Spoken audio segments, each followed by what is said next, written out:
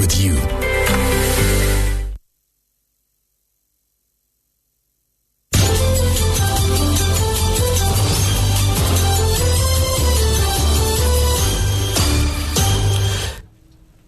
Hello, it's 66 days to election 2020.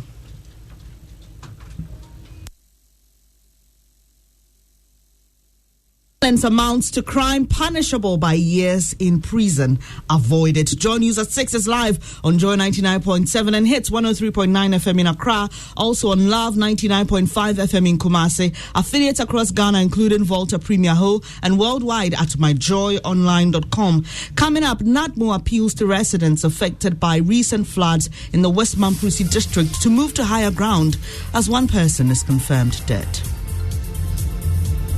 Also, Vice President rejects calls for a presidential debate, saying it may be interesting but unnecessary in business. National Pensions Regulatory Authority considers increasing retirement age from current 60 years as it moves to save scheme from collapse. We've got details at 6:15.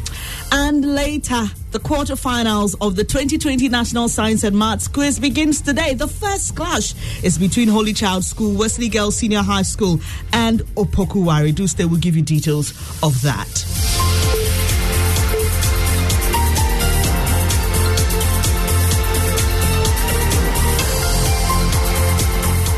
Thanks for your company. The details now. The National Disaster Management Organization, NADMO, is appealing to victims of recent floods at West Mamprusi district of the Northeast region to move to higher ground as they mobilize resources to meet their needs. The body of a 3-year-old was discovered yesterday and over 700 people displaced by the floods triggered by torrential rains. Officials say 2 dams in the area broke their banks, resulting in the flooding. Deputy National Coordinator of NADMO, Abu Ramadan, tells Joy News relief items are ready for distribution. Items have been dispatched to Northeast immediately, which was already part of a planned disbursement, which I told you 2 weeks ago, which was still ongoing. So by close of day today, some almost in excess of about 500 to 1,000 bags of rice would be in the Northeast. Other items have already been sent there already. But let us still say that this problem we are facing today is as a result of heavy rains, which is still ongoing. So we will still beg you. People are refusing to move away from the lowlands. They are refusing to move away from the lowlands when even they are engulfed in water. The water has filled their homes and their buildings have collapsed. They are still refusing to move to. You have the Deputy National Coordinator of NADMO, Abu Ramadan. Now, Vice President Dr. Mahmoud Bawumia says the debate called by flag bearer of the NDC, John Mahama, may be interesting but unnecessary. Speaking in an interview on Asempa FM, Sekusi saying the Vice President acknowledged that although a presidential debate will be interesting, there's no point in having it when both parties have a 4-year record for the citizenry to analyze themselves. What I understood said not on pay debate, but the debate is being had every constituency, every district. The BIA record versus record. We are having it on the ground already.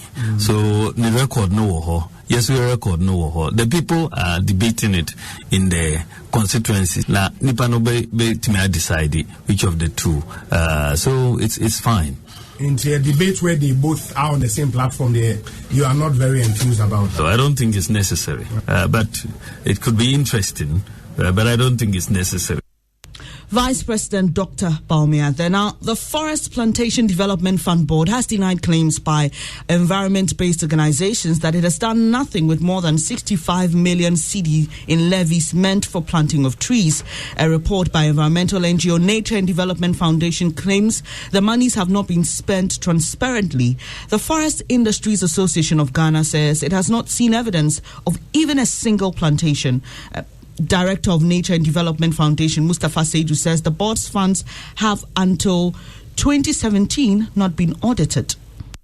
From the levy that is collected, we estimate that the fund has collected no less than 10 million euro over that period. And this is based on the export statistics that is published every year and every month by the Timber Industry Development Division.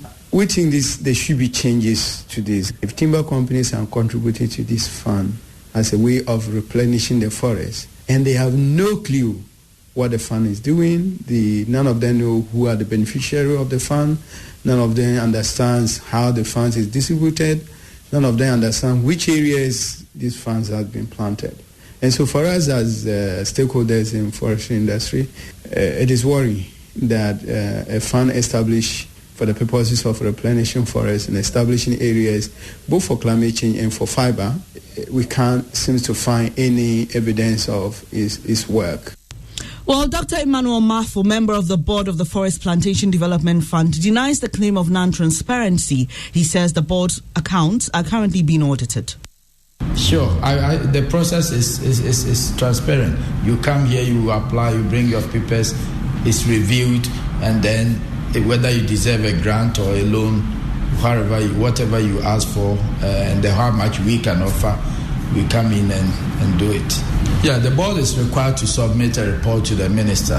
The subsequent actions are to be taken by the ministry. You heard the member of the board of the Forest Plantation Development Fund, Dr. Emmanuel Mafo. Officials of the Trust Hospital have revealed the hospital has absorbed 50% charges for breast cancer treatment. This bonus is, however, available only for the month of October.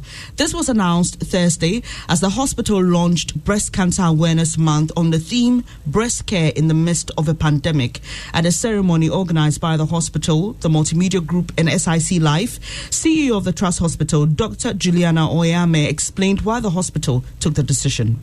50% off on ultrasound scans of the breast and mammograms. The initial screening, that is the physical examination of the breast done by the nurses, will be done for free. But subsequent to that, the scans and the mammogram are 50% discounted. It's a new initiative, and it's a new initiative because of the burdens of the COVID-19 pandemic. We are very much aware that COVID has cost a lot of people a lot in terms of their income, in terms of their livelihood, and we just want to make breast care more accessible to the Ghanaian. We almost did not have this launch because of the COVID pandemic. We've been pretty hard hit by the COVID pandemic, but when we looked back and looked through our records and still found that breast cancer is still a danger to the Ghanaian woman in spite of COVID, we decided to go ahead with it. So we're going to do free screening on Mondays and Wednesdays right here at the Trust Specialist Hospital here in Osu.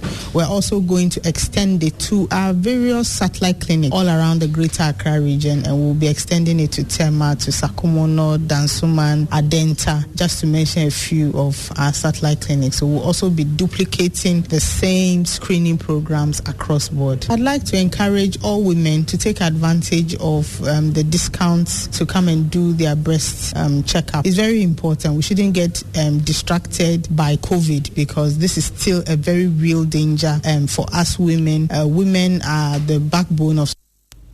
You heard the CEO of the Trust Hospital, Dr. Juliana Oyame.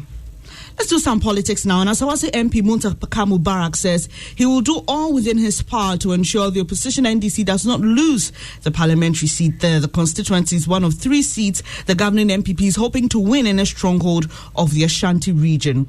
Now, Asokore Mampong MC Ali Duseidu, who will be contesting for the MPP, says Mr. Muntaka Mubarak does not deserve to represent the constituency since development has been slow. You go to Sepe, 6.3 kilometers. Not one has been done. I think that there should be a way to give Alidu a fresh start so that we will come with fresh ideas and make sure that all the places that have not been attended to, the infrastructure deficit that we inherited, will all be attended to. But the MP Muntaka Mubarak says he's been truthful to his people and has represented their interests to deliver development. Yeah, obviously, it's my track record. I mean, I've proven beyond reasonable doubt that I'm a very resilient person. I always protect their interests. I've been very truthful to them. Before I became a member of parliament, I was last in everything. I mean, infrastructure. Today, nobody can say so.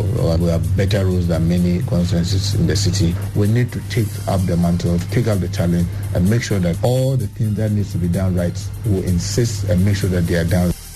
Montaka Mubarak is a Swasi MP. He was speaking on our program, The Battleground. Now, the quarterfinal contest for the National Science and Maths Quiz start today with Dr. Elsie Efakofman as moderator from this stage to the grand finale. And today's contest, the first one, is very interesting. It will be between two Central Region-based schools, Wesley Girls and Holy Child, and against an Ashanti Region-based school, Opokuwari Senior High School. Maxwell Agbagba